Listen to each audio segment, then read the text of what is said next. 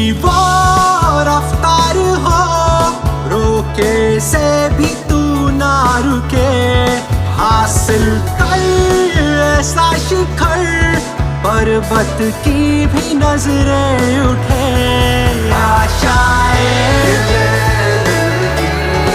उम्मीदें अब मुश्किल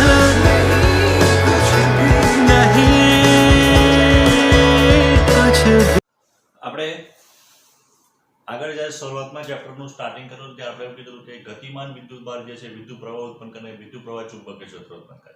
એની સાથે સાથે આપણે એ પણ વાત કરેલી કે જ્યારે કોઈ ગતિમાન વિદ્યુતભાર જે છે એ ચુંબકીય ક્ષેત્રમાં દાખલ થાય તો એના પર બળ લાગે. બરાબર, એટલે ગતિમાન વિદ્યુતભાર ચુંબકીય ક્ષેત્ર ઉત્પન્ન કરે, ચુંબકીય ક્ષેત્ર ફરી પાછું ગતિમાન વિદ્યુતભાર પર બળ લગાડે. તો અહીંયા માની લે કે આપણી પાસે આ એક વાય દિશામાં બી જેટલું ચુંબકીય ક્ષેત્ર છે. એ ચુંબકીય ક્ષેત્ર સાથે થીટા ખૂણો બનાવતી દિશામાં કોઈ ધન વિદ્યુતભાર જે છે તે દાખલ થાય છે ગતિ કરતો.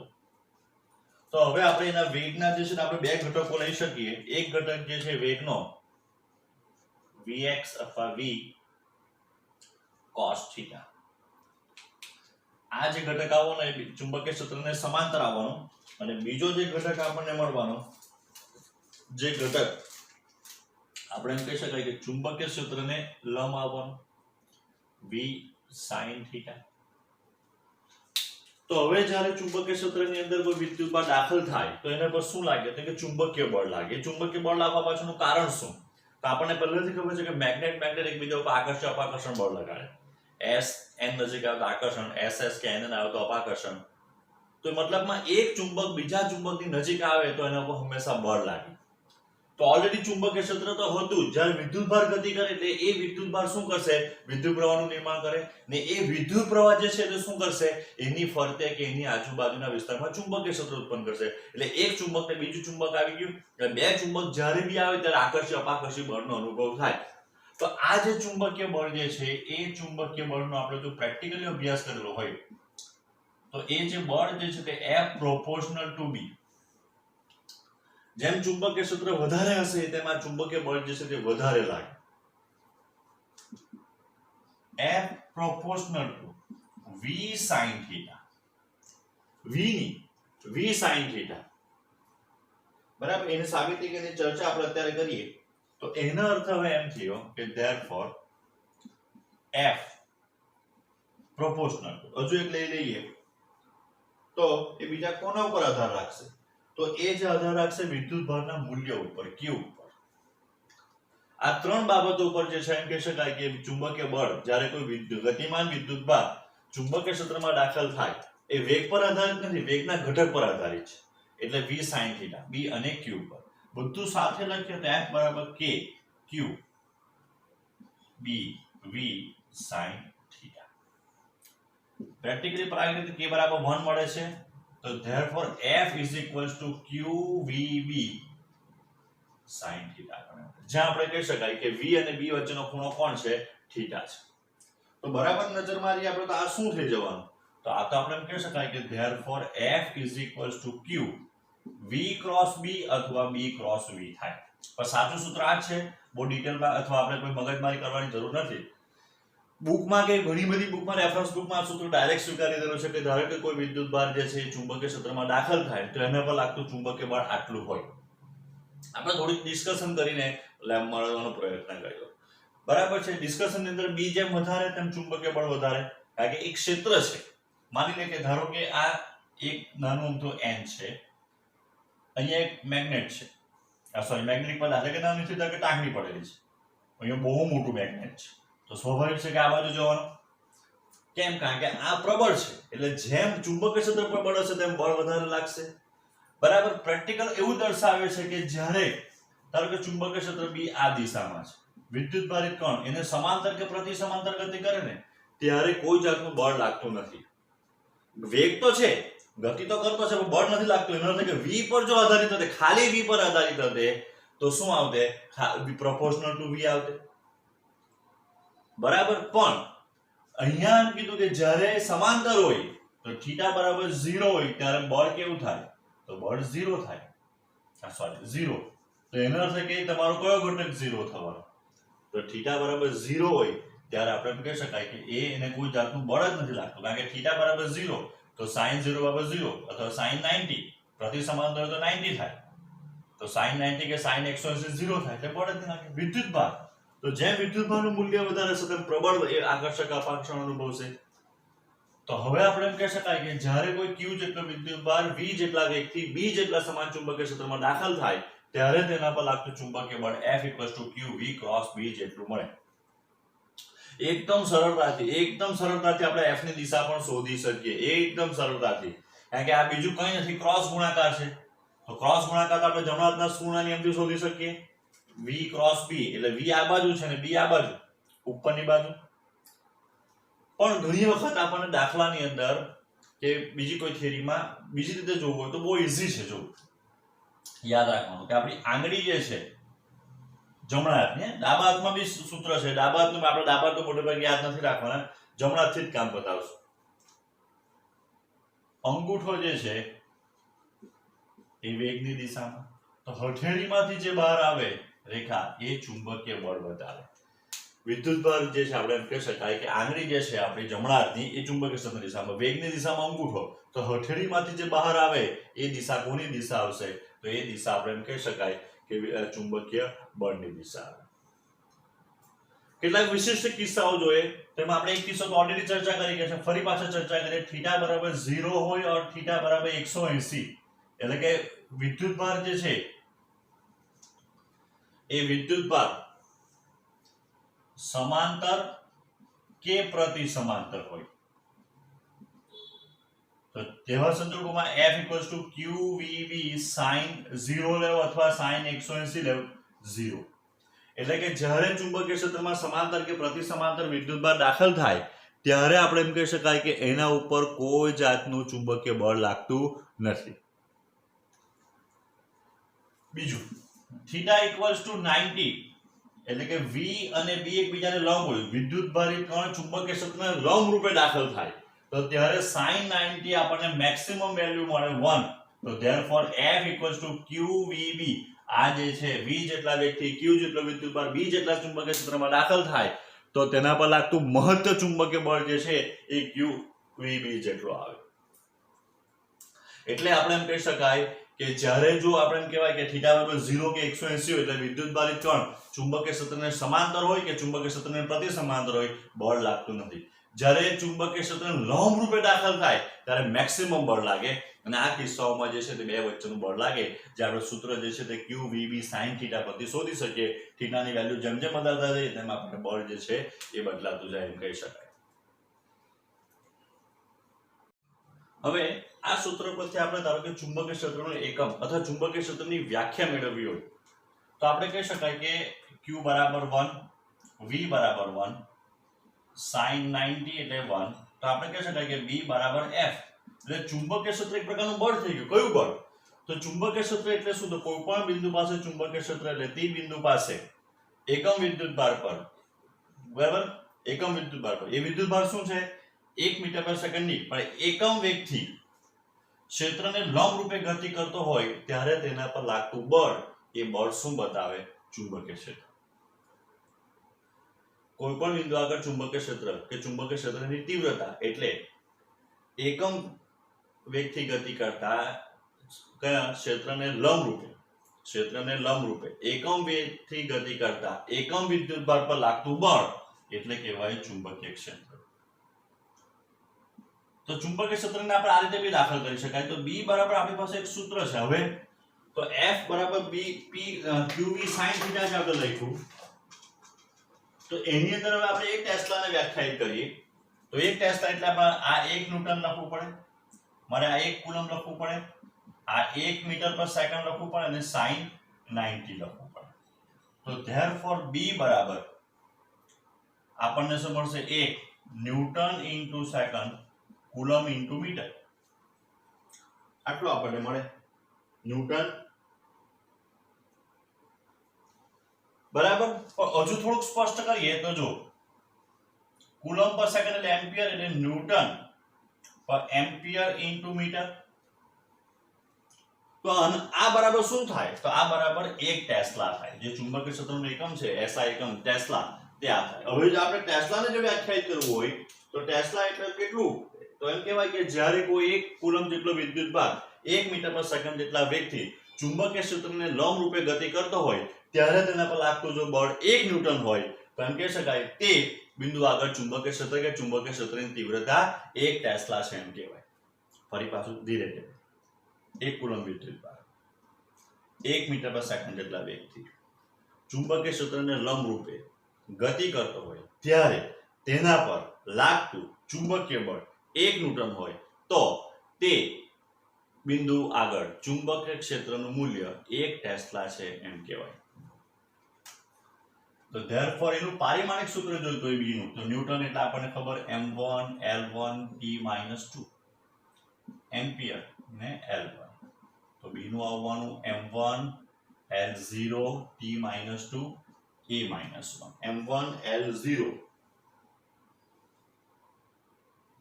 t-2 a-1 જો આપણે એમ્પિયર ને SI એકમ તરીકે લેવામાં આવે તો.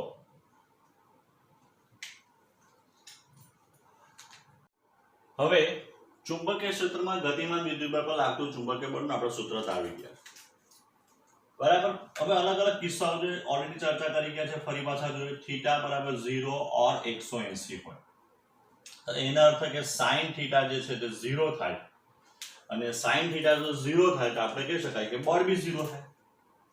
એનો અર્થ એમ થયો કે જ્યારે ચુંબકીય ક્ષેત્રમાં વિદ્યુતભાર ચુંબકીય ક્ષેત્રને સમાંતર કે પ્રતિ સમાંતર દાખલ થાય ત્યારે તેના ઉપર કોઈ જાતનું ચુંબકીય બળ લાગતું નથી. ચાલો હવે ઇમ્પોર્ટન્ટ વસ્તુ છે થીટા = 90 એટલે ગુજરાતી ભાષામાં લખીએ તો વિદ્યુતભાર ચુંબકીય ક્ષેત્રને લંબ રૂપે દાખલ થાય બરાબર છે. ચુંબકીય ક્ષેત્રને લંબ રૂપે દાખલ થાય તો શું થાય? હવે તો એના પર લાગતું બળ જે છે તે તો F = QVB sin 90.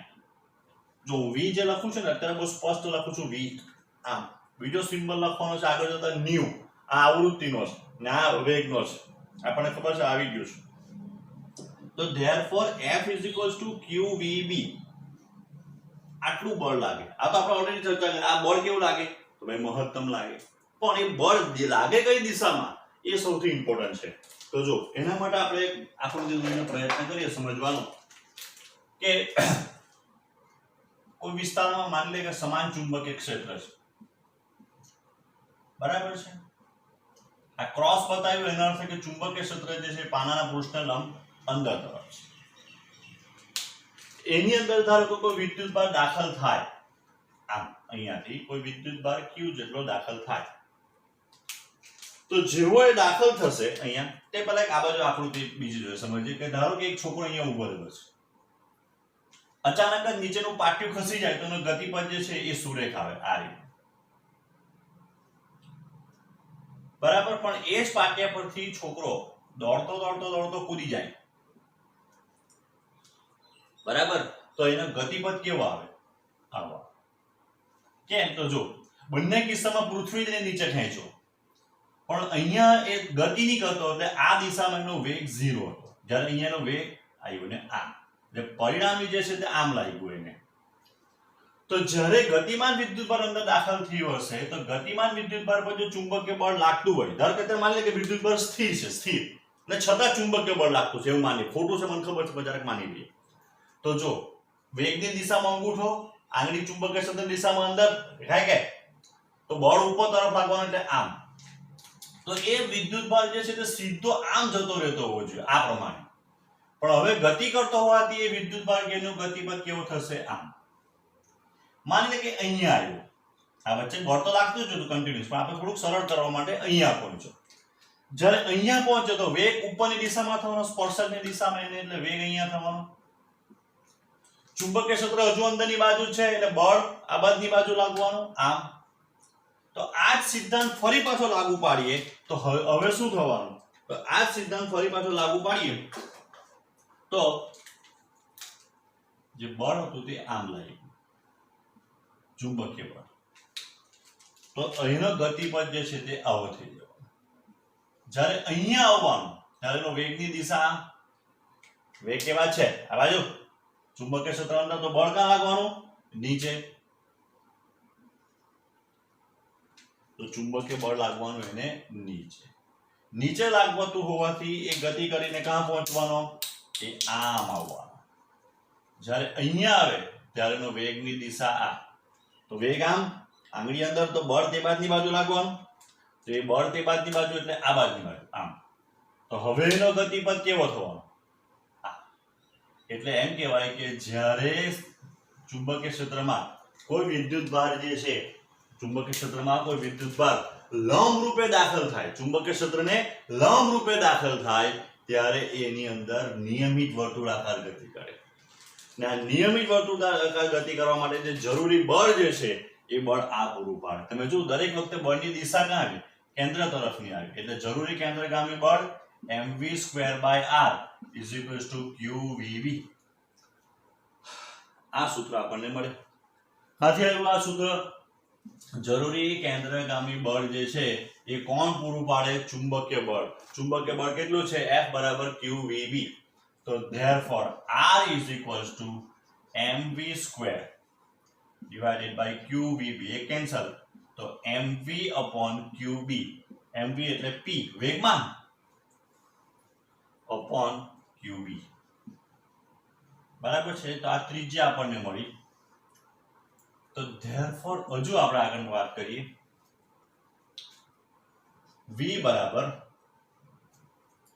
અથવા અહીંથી સ્ટાર્ટ કરીએ m v²/r બરાબર qvb એક v કેન્સલ એટલે mv/r બરાબર qb તો v બરાબર કોણ આવવાનું ઓમેગા r આપણી પાસે ફોર્મ્યુલા છે આનો કોણીય વેગ ઓમેગા એટલે આનો કોણીય વેગ ગોગો ફરે તેનો /r qb omega = qb upon m એની આ કોણીય આવૃત્તિનું સૂત્ર આવ્યું જ્યારે એમ કહેવાય કે લંબ રૂપે દાખલ થાય ત્યારે એ કેટલી કોણીય આવૃત્તિથી ફરે તો આટલી કોણીય આવૃત્તિથી ફરે હવે ઓમેગા પરથી આપણને બે સૂત્ર મળે ઓમેગા એટલે 2π/t બરાબર qb/m અને ઓમેગા એટલે 2πf બરાબર qb/m તો therefore t બરાબર 2πm/qb અને f = qb/2πm આપણને ખબર છે બંને વ્યસ્ત આવર્તન અને આવૃત્તિ એકબીજાના વ્યસ્ત થાય બરાબર તો અહીંયા આપણે એમ કહી શકાય કે અહીંયા જ્યારે ચુંબકીય ક્ષેત્રની અંદર આપણે વિદ્યુતભાર લંબ રૂપે દાખલ થાય તો ત્યારે એના આપણે ત્રિજ્યાનું જે સૂત્ર છે r બરાબર p/qb અને ડિટેલમાં ચર્ચા હજુ કરવાના છે આ ખાલી સૂત્ર મેળવતા છે સમાન ચુંબકીય ક્ષેત્રમાં વિદ્યુતભાર લંબ રૂપે દાખલ થાય તો એના ગતિપથની ત્રિજ્યા આટલી વેગમાન પર આધારિત વિદ્યુતભાર પર ચુંબકીય ક્ષેત્ર પર આધારિત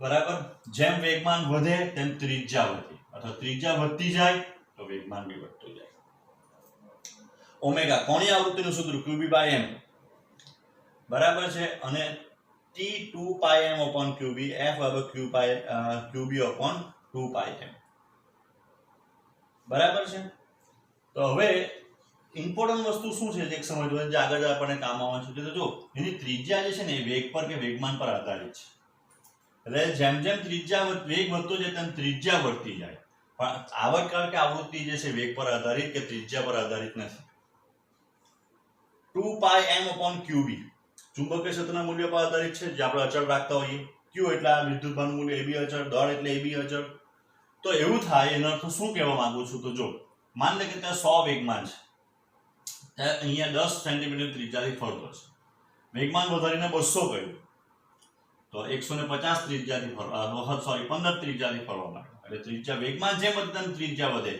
ત્રિજ્યા એટલે દેશી ભાષામાં બોલીએ તો આ વર્તુળ જે નાનું હોય એ જગ્યા પર મોટું થાય પણ જ્યારે વેગમાન 100 હતું ત્યારે એની આવૃત્તિ f બરાબર 200 હતી ધારો 1 સેકન્ડમાં 100 આંટા મારતો હતો જ્યારે વેગમાન 100 હતું વેગમાન વધીને 200 થઈ ગયું તો ત્રિજ્યા તો બદલાવાની જે ત્રિજ્યા પહેલા આપણને 10 હતું તે વધીને ધારો કે 15 થઈ મોટી થઈ પણ આવૃત્તિ તો 100 ની 100 જ રહી 1 સેકન્ડમાં પહેલા જેટલા આંટા મારતો હતો એટલા જ આંટા હજુ બી મારે અથવા એક આંટો મારવા માટે એક પરિભ્રમણ પૂર્ણ કરવાનો જેટલો સમય લાગતો હતો એ સમય બી હજુ એટલો જ રહે બરાબર છે, થોડુંક સિક્રેટ છે પણ કહી દઉં. આ જે f કે t જે છે ને એ સાયક્લોટ્રોનની આવતકાળ કે સાયક્લોટ્રોનની આવૃત્તિ કહેવાય.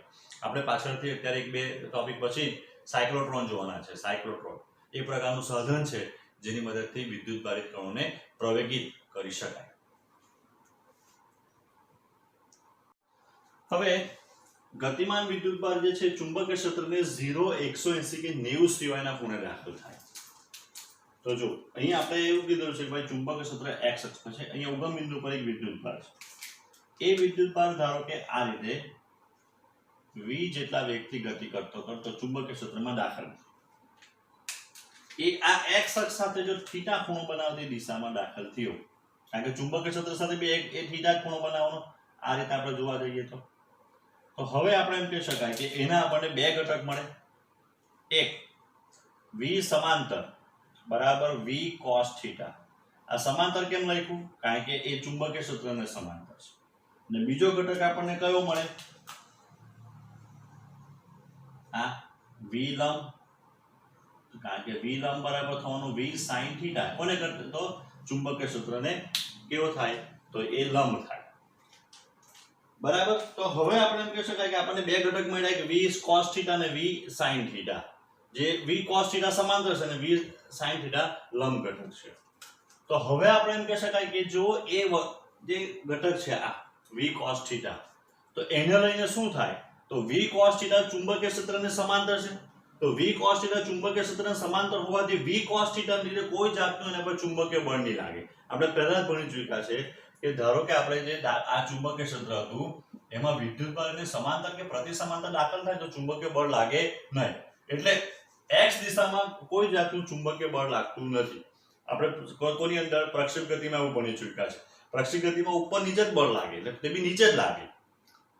બરાબર. x અક્ષ પર કોઈ જાતનું સમસીધી દિશામાં બળ લાગતું નથી.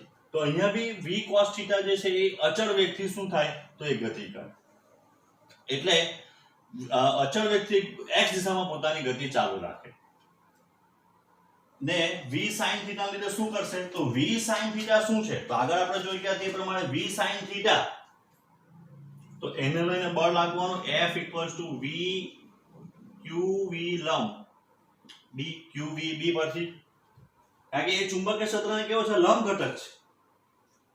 તો એને લીધે હવે જો વર્તુળાકારની ત્રિજ્યા આપણે જો અત્યારે ફાઇન્ડ કરી કે ભાઈ mvr ડિવાઇડ બાય qv લંબ,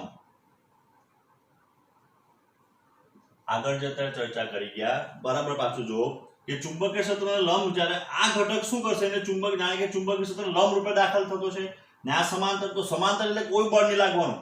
એ અચળ વેગથી જ ગતિ કરવાનો x દિશામાં. જ્યારે y દિશામાં જે ગતિ છે એ તો ચુંબકીય ક્ષેત્રને લંબ થઈ ગઈ, તો એને કારણે વર્તુળાકાર ગતિ પરફોર્મ કરશે. તો વર્તુળાકાર ગતિ પરફોર્મ કરે તો એને જરૂરી કેન્દ્રગામી બળ કોણ પૂરું પાડે? ચુંબકીય બળ પૂરું પાડે. બરાબર. તો એનો અર્થ એમ થયો કે therefore m v લંબ તો mv² r, એટલે v લંબ upon r બરાબર qb.